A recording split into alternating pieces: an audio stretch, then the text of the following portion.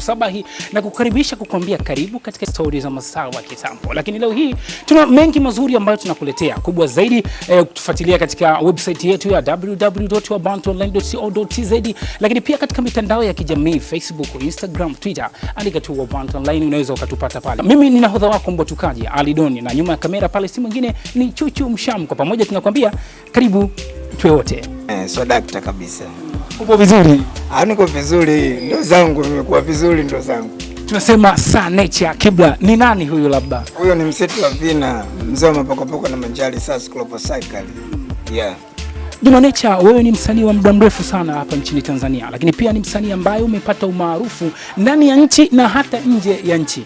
Unafikiri ni kitu gani ambacho kilisababisha mpaka ukawa juu zaidi? Cha kwanza muziki ndio unasababisha ni juu, au sio? Mpaka hapa leo unapoona na jinsi utunzi wangu jinsi ninavyoandika na kwa utunzi wangu kidogo na kwa tofauti, japo instrumentation ni zile zile. Umekaa sana Uswahilini, yani una mambo mengi sana Uswahilini. Ukianzia mwanzo ukiwa chini unakuwa na mikiki utaikuta tu.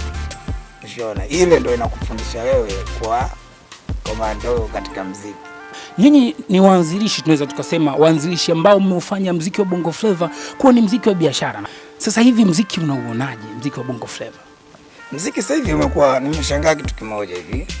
Muziki wa sasa hivi mara nyingi naona wanajitahidi kuimba vizuri, lakini watoto wa sasa hivi wanakuwa muziki mingi ya mapenzi. Na ukiangalia muziki mingi ya mapenzi wanaotoboa watu wachache, kwa sababu kwanza wanafanana. Wakiimba huwezi kumtofautisha mtu fulani na mtu fulani. Mwanamuziki yani unatakiwa unajua nyanja zote.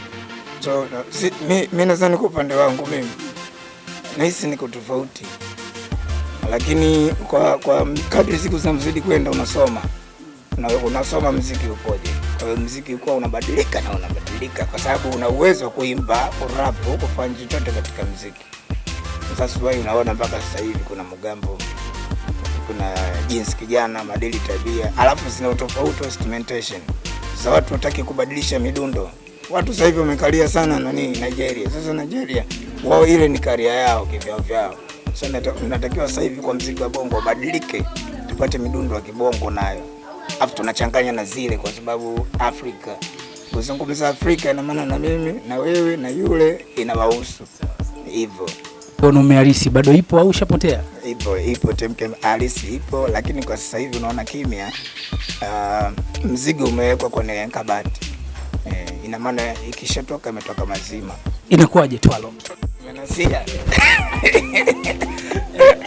Unatoa loki kwa sababu loki imenasia. Kwa hiyo kama ukitaka mambo yako yaendelee vile vile, unatakiwa kwanza unatoa loki, unaenda ofisini, unafanya kazi. Ya maana akili zako zinarudi vile vile. Pengine mke wako akakuzingua au yani bosi kakuzingua jana ulipotoka kazini. Sasa siku ya pili ili ujipange bosi jinsi ya kumjibu, lazima kwanza utoe loki. Ngoma ambayo unategemea kufanya na Rayvanny mzee? Tushafanya ngoma, bado kufanya video. Nadhani baada ya siku chache hizi watu wategemee kuona ngoma Juma Nature na Rayvanny.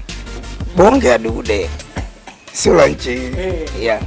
Ni Sa Nature Kibla, msitu wa vina. Nafikiri jina hili si geni kwako. Unaweza tu ukatufuatilia sisi moja kwa moja katika YouTube channel yetu pia ya Wabantu TV.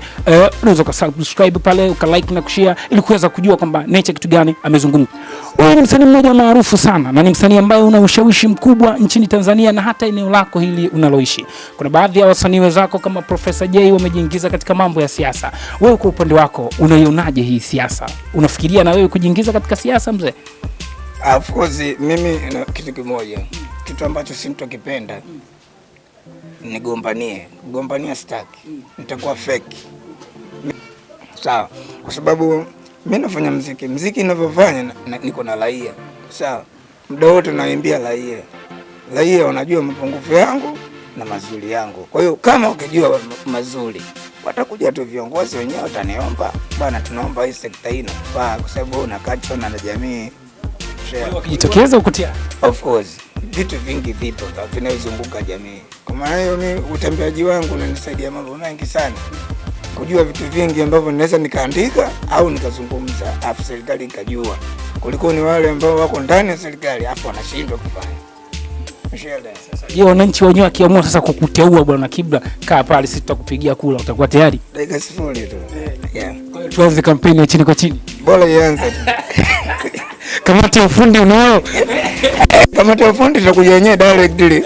Itakuja directly tu. Kwa sababu si wenyewe ndio umetaka. Inawezekana tu. Wananchi, nafikiri mmemsikia Kibla. Wewe ni msanii mkubwa na umepata pesa nyingi.